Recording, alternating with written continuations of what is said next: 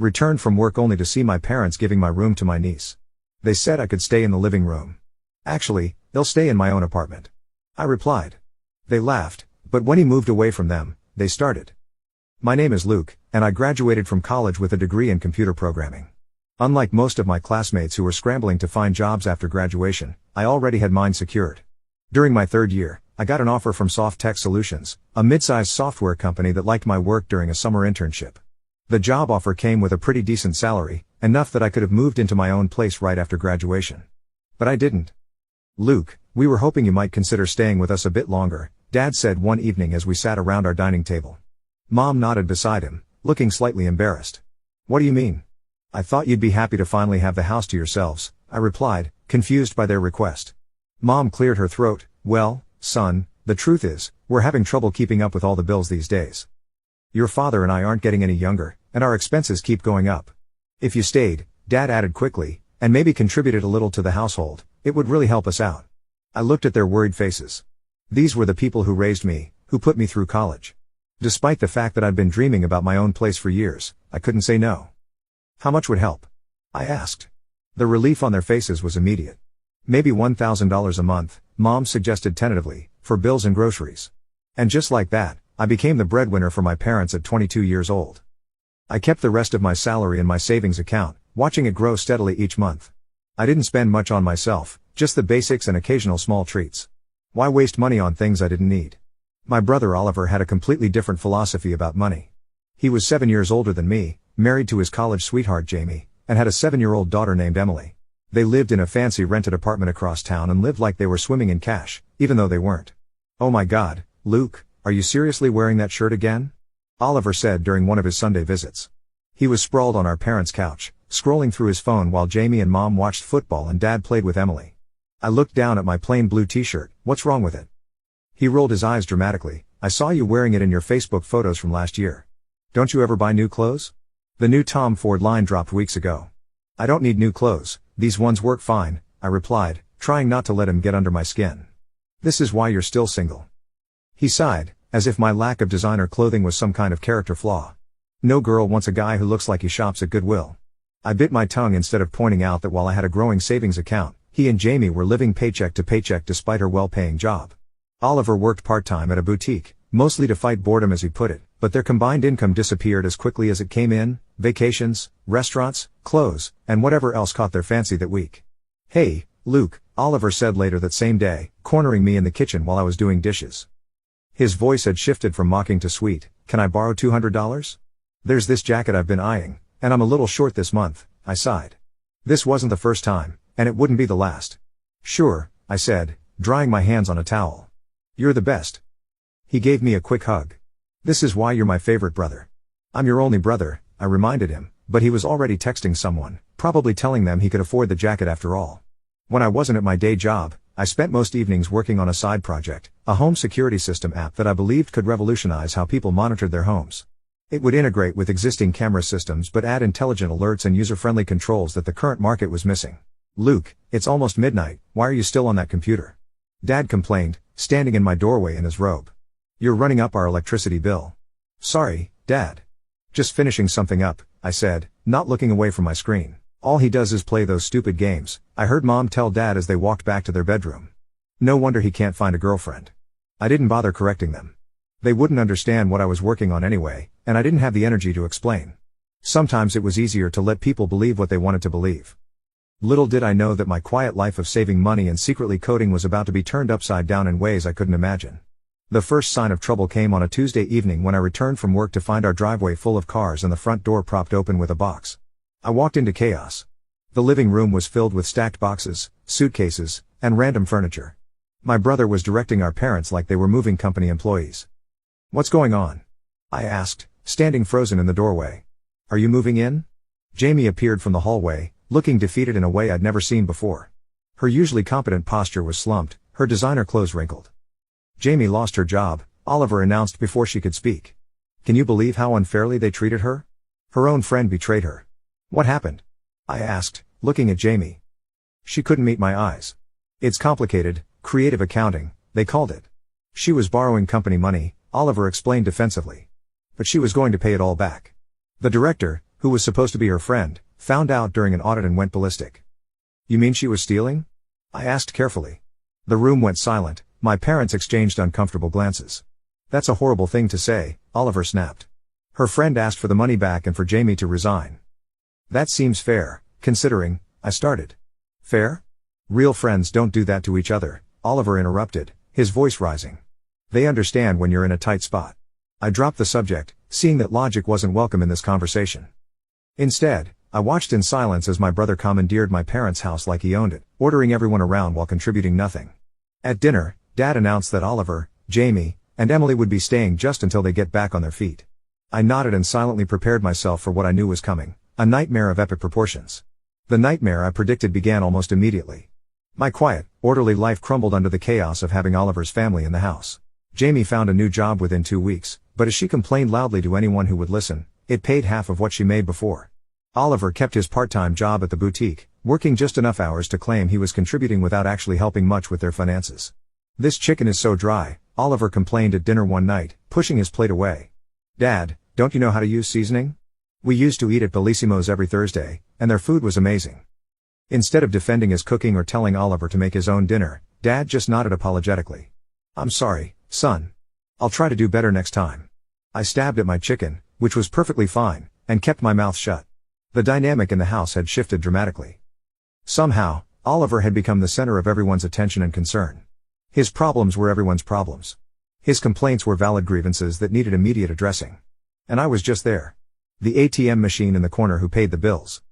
One evening, I was working late on my security app when Oliver barged into my room without knocking. I need to borrow $300, he announced, not even bothering with his usual fake sweetness. Emily needs new shoes, and we want to take her to the amusement park this weekend. She's been so upset since we moved here. Didn't Jamie just get paid? I asked. We have other expenses, he snapped. Are you going to help or not? I relented that time, but when he asked again the following week, I finally pushed back. Maybe you should consider working full-time, I suggested at dinner, after he'd asked me for money in front of everyone, clearly thinking I wouldn't say no with an audience. The boutique is hiring, I saw the sign in their window. Oliver's face turned red. I can't believe how cruel you are. You know I need to be available for Emily after school. Mom and Dad are always here, I pointed out.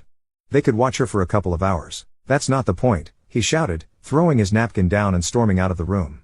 Jamie followed after giving me a dirty look. Dad shook his head at me. Luke, how could you be so heartless? Your brother is going through a difficult time. We're all going through a difficult time, I muttered, but no one was listening. Oliver didn't speak to me for a week after that, which was actually a relief. I used the quiet time to finish my security app. After months of late nights and weekends hunched over my keyboard, it was finally ready to show to someone. This is incredible, my boss, Maria, said as I demonstrated the app's features in her office. Her eyes widened as I showed her how it could detect specific movements, distinguish between humans and animals, and send customized alerts. The user interface is so intuitive. And these algorithms, did you develop all this yourself? I nodded, trying not to look too proud. It's been my side project for a while. Maria leaned back in her chair, studying me with new respect. Luke, this could completely disrupt the home security market. Our company could dominate if we own this. My heart raced. This was the moment I'd been waiting for. I'm prepared to offer you $500,000 for full ownership, plus a percentage of future sales, she said. What do you think? I tried to keep my expression neutral despite the adrenaline rushing through me. $500,000 plus royalties? It was more than I'd dreamed of. That sounds fair, I managed to say, as if I negotiated six-figure deals every day. We shook hands, and I walked out of her office in a daze. I had just become wealthy overnight, but as I drove home, I made a decision. I wouldn't tell my family. If they knew, the money would disappear into Oliver's shopping sprees or my parents' enabling of his lifestyle. This was my chance for freedom, and I wasn't going to waste it. That evening, I contacted a realtor friend, Sam, who had helped one of my colleagues find an apartment. I need a place of my own, I told him over the phone, speaking quietly from my car in the driveway. I want to buy an apartment close to work, ready to move in quickly. Can you help? Absolutely. I have a few places in mind already. Let's meet tomorrow after you finish work. When I entered the house, I found everyone gathered in the living room, an unusual sight for a weeknight. They stopped talking as soon as I walked in, their expressions a mix of determination and awkwardness. Luke, we need to talk to you, Dad said, patting the space beside him on the sofa. I sat down cautiously. What's up? Mom cleared her throat. We've been looking at our expenses, and, well, things are getting tight. With 5 adults and a child in the house, the utility bills have gone way up. And groceries, you wouldn't believe how much food a growing girl needs. What your mother is trying to say, Dad continued, is that we were hoping you might be able to contribute a bit more to the household expenses. The $1,000 you've been giving us just isn't covering everything anymore. I looked around the room. My parents looked embarrassed but hopeful. Oliver was examining his manicure, pretending this wasn't his idea, though I knew it was. Jamie at least had the decency to look uncomfortable. Are Oliver and Jamie contributing anything? I asked.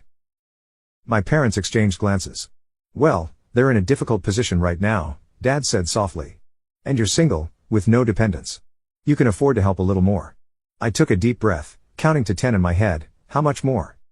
We were thinking maybe $2,000 a month, Mom suggested. I wanted to laugh, or cry, or scream. Instead, I just nodded. Fine, starting this month. Oliver finally looked up, a small smile playing on his lips. He thought he'd won. Little did he know that his victory would be short-lived. 3 days later, I met Sam at a beautiful apartment complex 10 minutes from my office. The one-bedroom unit he showed me was perfect, modern, bright, and on the top floor with a small balcony. I used part of the money I'd received from selling my application to buy it outright, signing the papers that day. While I was secretly furnishing my new apartment, I noticed something strange happening at my parents' house. Mom, Dad, and Oliver kept exchanging these weird looks during dinner, like they were all in on some secret plan. Jamie mostly kept her head down, focusing on her food and occasionally helping Emily cut her meat. Something was definitely up, but I couldn't figure out what. I didn't have to wait long to find out. 2 days later, I came home from work to find a pile of my belongings stacked in the hallway. My books, clothes, laptop, and even my childhood stuffed bear were all dumped unceremoniously in a heap. What the hell? I muttered, dropping my bag and heading straight to my bedroom. Except it wasn't my bedroom anymore. Emily was sitting on my bed, now covered with princess sheets, playing a video game. The walls that had once held my programming certificates now displayed posters of cartoon characters. My desk where I'd created my app was gone, replaced by a child-sized table covered in crayons and dolls. Uncle Luke, Emily said, looking up from her game. Look at my new room, isn't it cool? Before I could answer, Oliver appeared in the doorway behind me. Oh, you're home? He said, not sounding surprised at all. What's going on? I asked, my voice deadly calm despite the rage building inside me. We moved Emily into your room, he said with a shrug, as if it was the most natural thing in the world. She needs more space for her toys and schoolwork. And where exactly am I supposed to sleep? I asked. Dad appeared behind Oliver, wringing his hands nervously. Luke, son, we thought since you're hardly ever home anyway, always at work or on that computer, you wouldn't mind using the sofa in the living room. I looked from Dad to Oliver, who wasn't even trying to hide his smug satisfaction. So you moved all my things without asking me. We knew you'd make a fuss if we asked, Oliver said, and Emily really needed the space. Her old room was barely bigger than a closet. Speaking of her old room, why can't I use that? I asked. Oliver and Dad exchanged another of those looks. Well, Dad said hesitantly, we thought Oliver could use a dressing room. You know how many clothes he has, and there's just no space in his and Jamie's room for all of them. I stared at them, momentarily speechless. They had kicked me out of my bedroom, the room I'd had since childhood, the room I was essentially paying for with my $2,000 monthly contribution, to make a dressing room for my brother? The brother who wasn't contributing a dime to the household? I looked at his designer outfit, then at my pile of belongings in the hall, and something inside me snapped. But instead of screaming or crying like they probably expected, I just shrugged. You know what? That's fine, I said calmly. I won't be sleeping on the sofa because I'll be sleeping in my own apartment. Oliver laughed. Right, your imaginary apartment. Give it up, Luke. We all know you don't have an apartment. I do, actually, I replied. I bought it last week.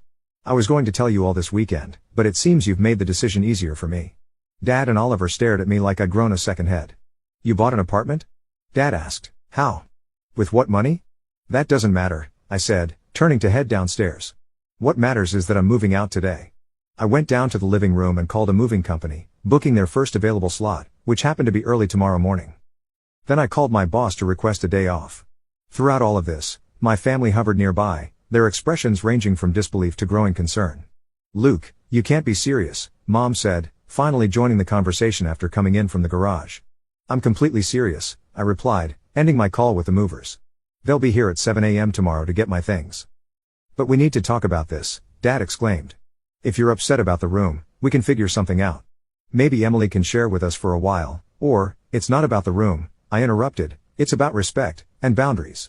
And the fact that I pay $2,000 a month to live here, and you still treat me like I'm less important than everyone else in this house.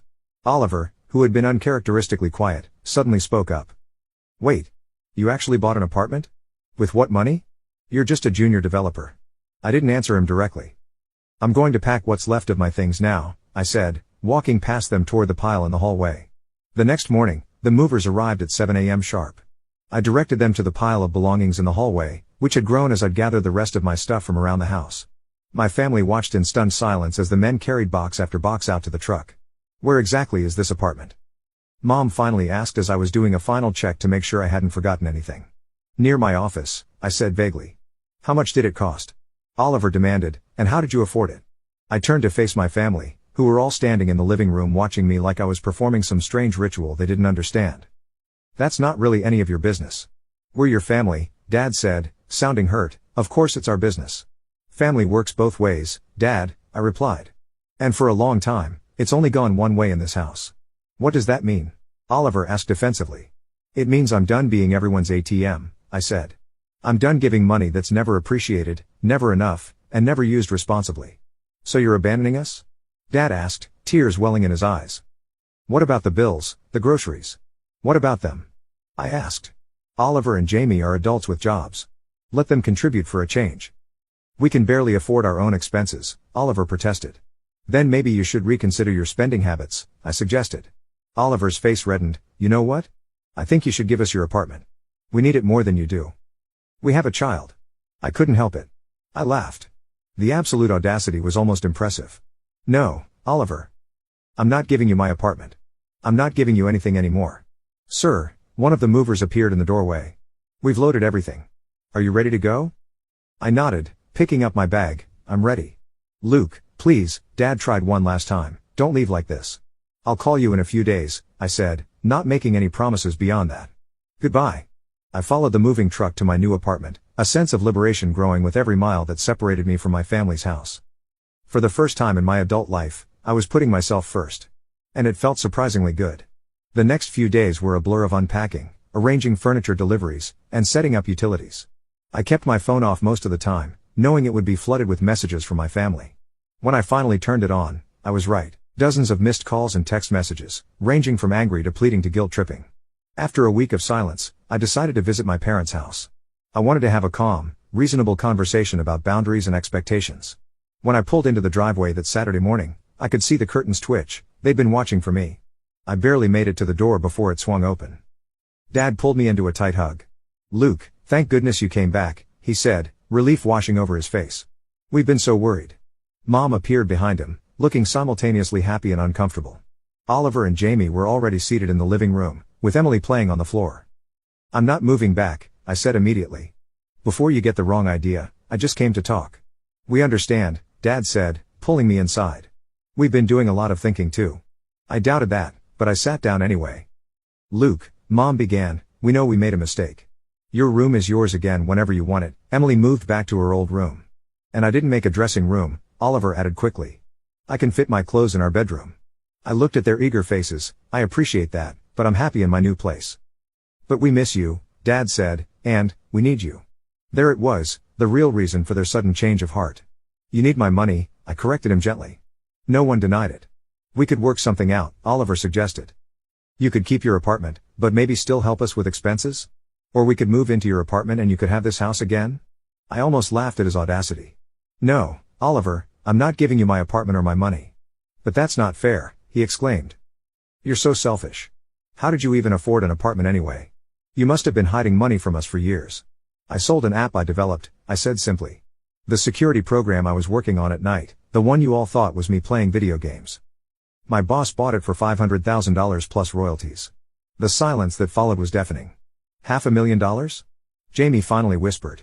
Dad looked faint. Why didn't you tell us? Because I knew what would happen, I replied honestly. You would have found reasons why you deserve that money more than me. No one could argue with that. So you're just abandoning us? Oliver asked dramatically. After everything we've done for you? I stood up. What exactly have you done for me, Oliver?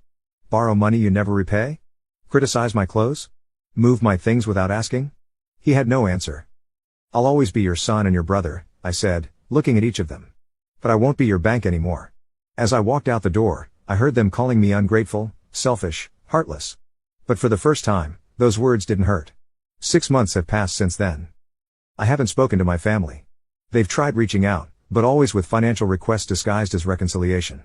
Through mutual friends, I've heard they're still living together, still complaining about money, and now about my abandonment. Meanwhile, I'm thriving.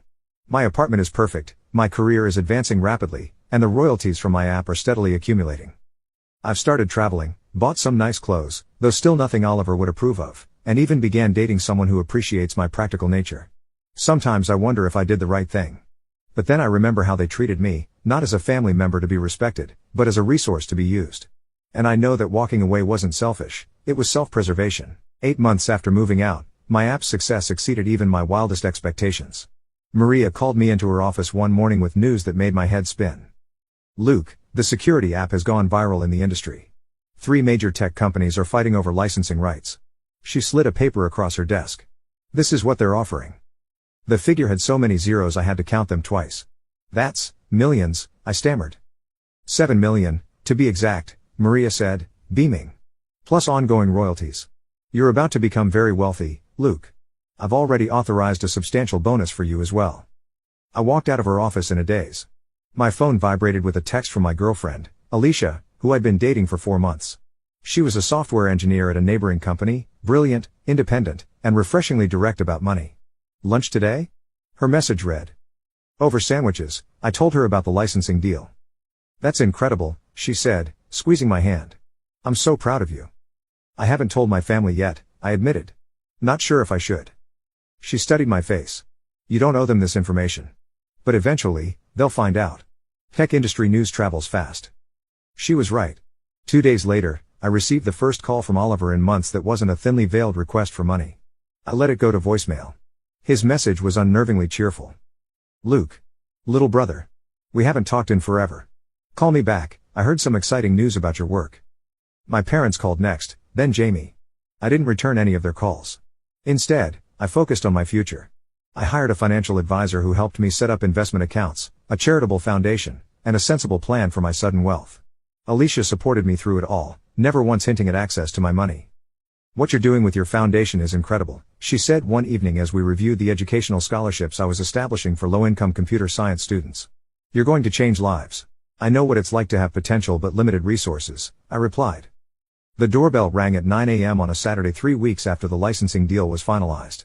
I opened my door to find my entire family standing there: Mom, Dad, Oliver, Jamie, and Emily. Surprise! Oliver sang out, arms wide as if expecting a hug. Family reunion. I stood frozen in the doorway. "How did you find my address?"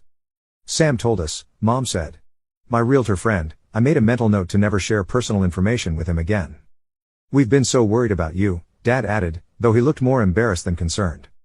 "Can we come in?" Oliver asked, already trying to peer past me into the apartment. "Emily wants to see where her uncle lives, don't you, sweetie?" Emily nodded solemnly. I hesitated, then stepped aside. They filed in, Oliver immediately examining everything, no doubt calculating its worth. "Quite a nice place," he commented, running his fingers along my granite countertop. "Must have cost a fortune." "What do you want?" I asked bluntly. Mom looked hurt. "We just want to see you, son. It's been almost a year." "We saw the news," Jamie said quietly. "About your app.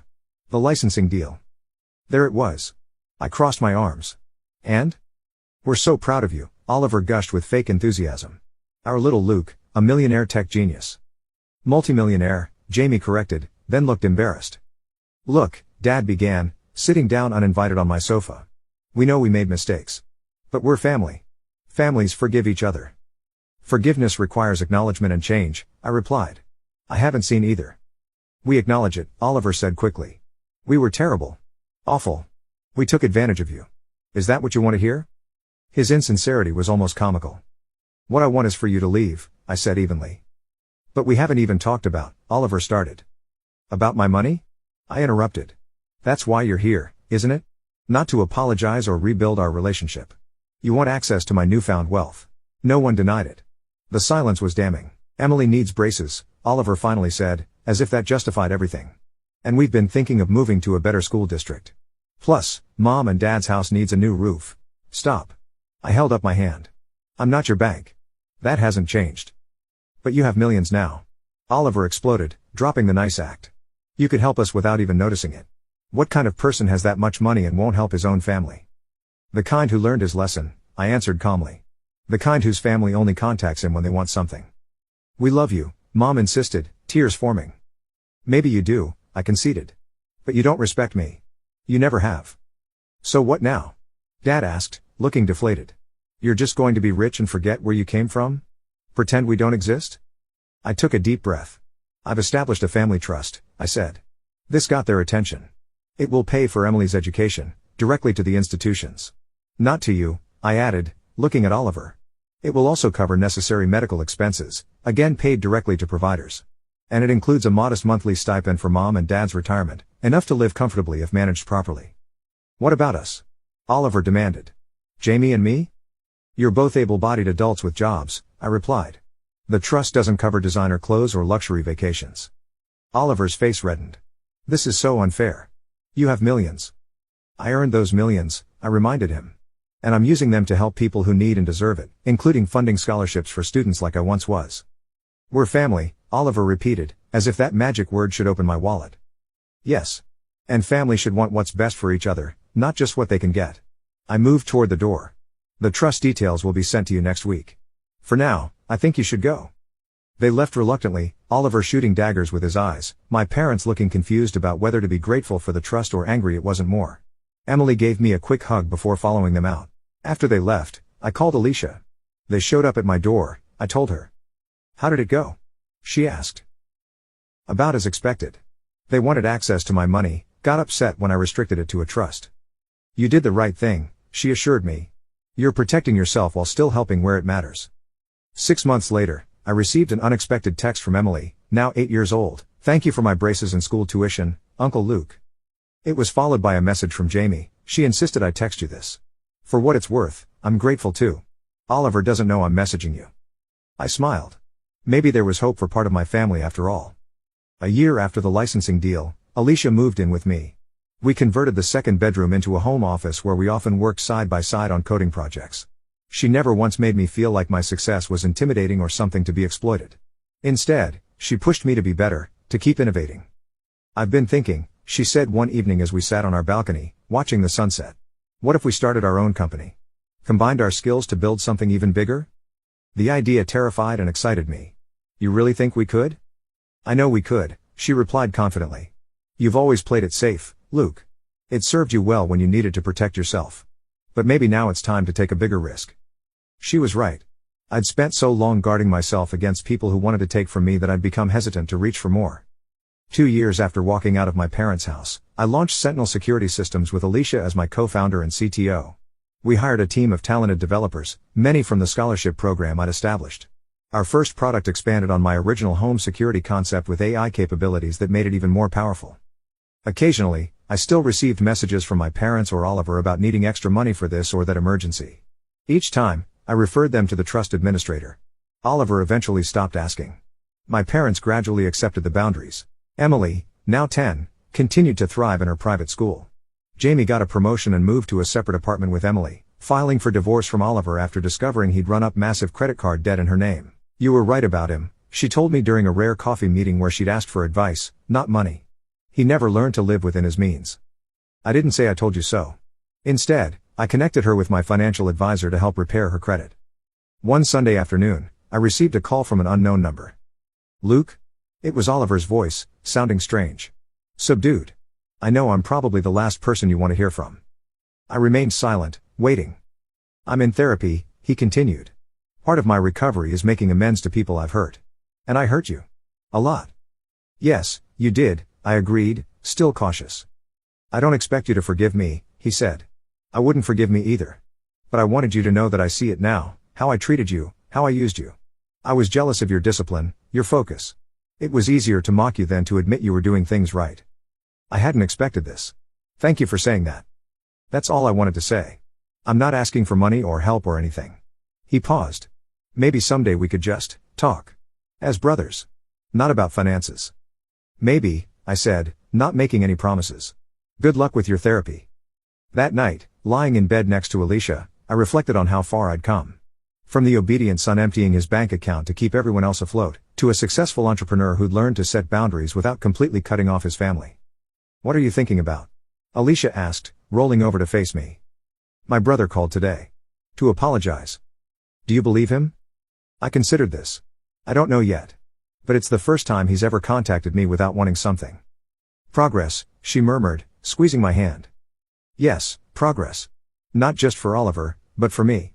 I'd learned that walking away wasn't about abandonment, it was about finding the strength to create a life that honored my worth.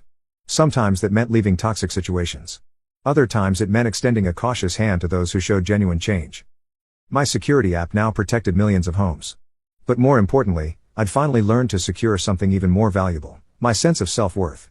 That was something no one could ever take from me again.